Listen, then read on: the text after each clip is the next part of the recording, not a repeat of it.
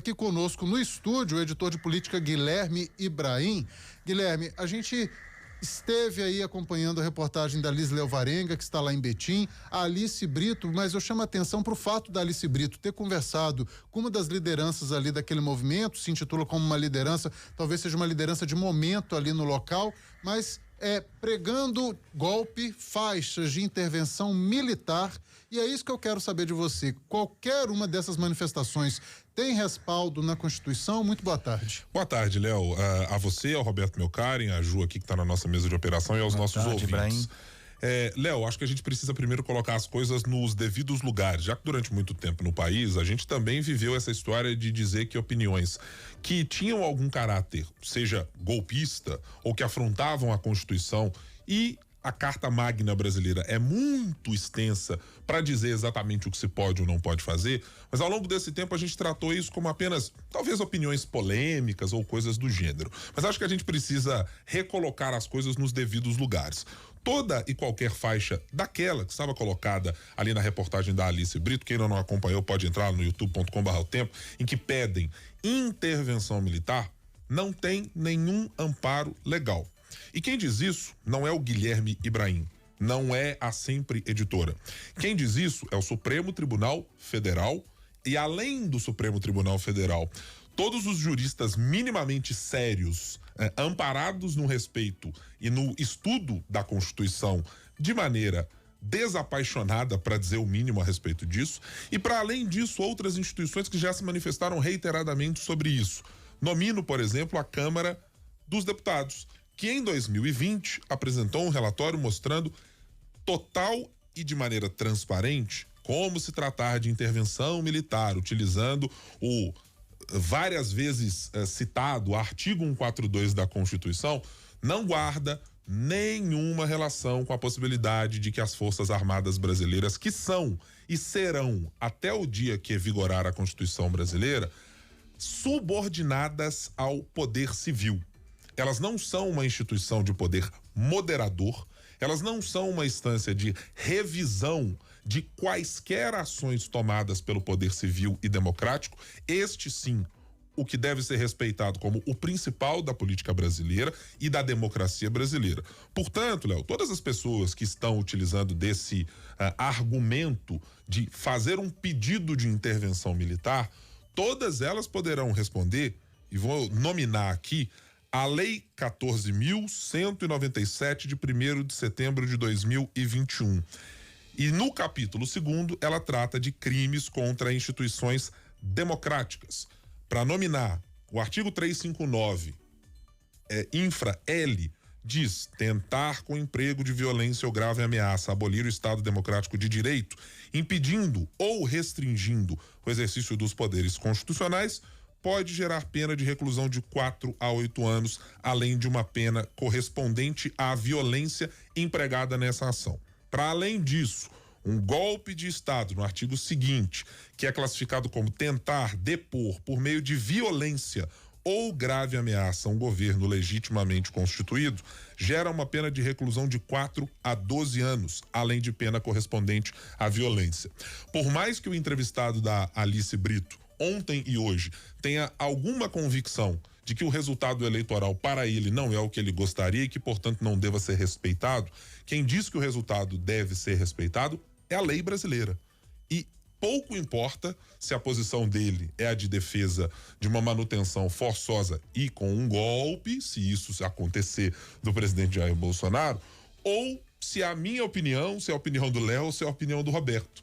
O resultado eleitoral foi declarado pelo Tribunal Superior Eleitoral e pela Justiça Eleitoral, com apuração total dos votos, à 00:18 do dia 1º de novembro de 2000. Novembro, é isso, né? Novembro. Sim. 1º de novembro de 2022.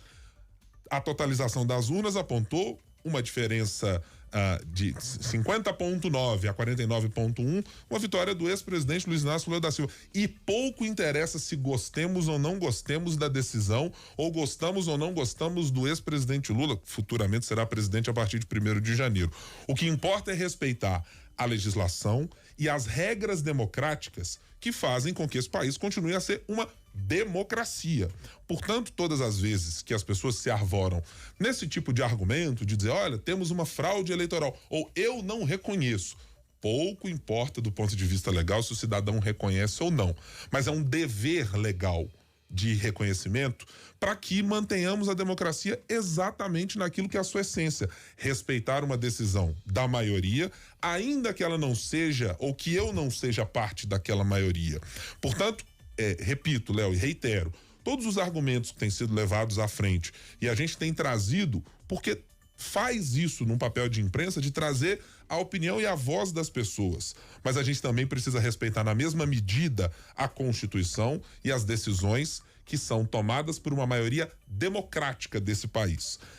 O presidente Jair Bolsonaro, como foi dito pelo nosso entrevistado, não é o responsável por dizer se o resultado eleitoral é aceitável ou não. Ele até tem o direito legítimo e constitucional, garantido pela Justiça, de questionar alguns pontos, uma impugnação de candidatura por algum motivo que está previsto no Código Eleitoral. Isso acontece com deputados estaduais, com deputados federais, com candidatos ao Senado. Várias vezes acontece e a Justiça Eleitoral julga se aquilo procede ou não procede. Totalmente dentro da legalidade. Com direito à apresentação de argumentos, contra-argumentos, uma tréplica se necessário, com direito a recursos para instâncias superiores, mas há uma instância que não há ou contra a qual não se pode ter recurso. É a decisão soberana do voto popular obtido pelas urnas. Contra essa, não se pode ter atitudes que poderão redundar em atitudes criminosas e com processo, sob o manto de eu gostar ou não gostar de quem foi eleito para comandar o país. Eu reitero, Léo, não me interessa se eu gosto do ex-presidente Lula, se eu gosto do presidente Bolsonaro, se gosto da ex-presidente Dilma Rousseff, se gosto do ex-presidente Fernando Henrique Cardoso ou de todos aqueles que sentaram na cadeira de presidente da República. Todos eles são e sempre serão nossos presidentes e nossos ex-presidentes e, portanto, representantes do país, na sua diversidade, nas suas diferenças, nas ideias de como se ter um governo mais próximo do que eu penso, do que outro pensa. Todos esses têm esse legítimo direito de estarem e ocupar esse lugar.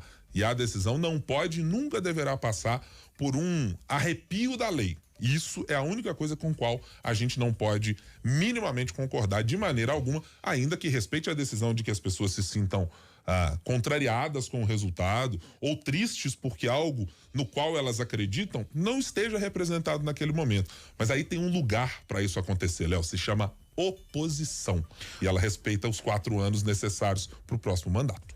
Então, gente, para você que nos ouve, para você que nos acompanha pela live, todas essas notícias que chegam falando é o seguinte: a intervenção está baseada no artigo 142 da Constituição, o artigo X, artigo tal. A gente tem recebido, Guilherme, muitas mensagens como essa. São todas fake news, como o Guilherme Brain acabou de explicar, não tem respaldo na nossa Constituição. E convido o seguinte, Léo, convido o nosso ouvinte a entrar no nosso portal tempo.com.br. Nós preparamos um material mostrando, inclusive, sugiro para os nossos ouvintes que mandem nos grupos nos quais vocês estão, se a discussão na sua família nesse momento é essa no grupo de WhatsApp.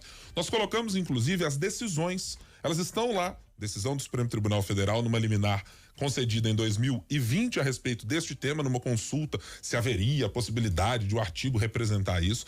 Tá lá a decisão do ministro Luiz Fux. Nós temos a decisão da Câmara Federal, baseada no entendimento de uma das partes da tripartite que compõe a nossa democracia. Tá lá a decisão registrada. Para quem acha que as urnas foram fraudadas ou qualquer coisa, estão lá todos os links dos observadores internacionais que participaram dessa eleição, de diversos países, de gente que não tem urna eletrônica, de gente que vota de N maneiras. Tudo isso está lá esclarecido e as pessoas podem, da maneira que quiserem. O link está aí no nosso portal, repito, tempo.com.br, para que você compartilhe. Você pode legalmente discordar. Você não pode, de maneira legalmente, aí estou citando aqui, fazendo menções à lei, à letra fria da lei, não se pode questionar questões que são absolutamente pacíficas na nossa Constituição e no nosso Código Eleitoral.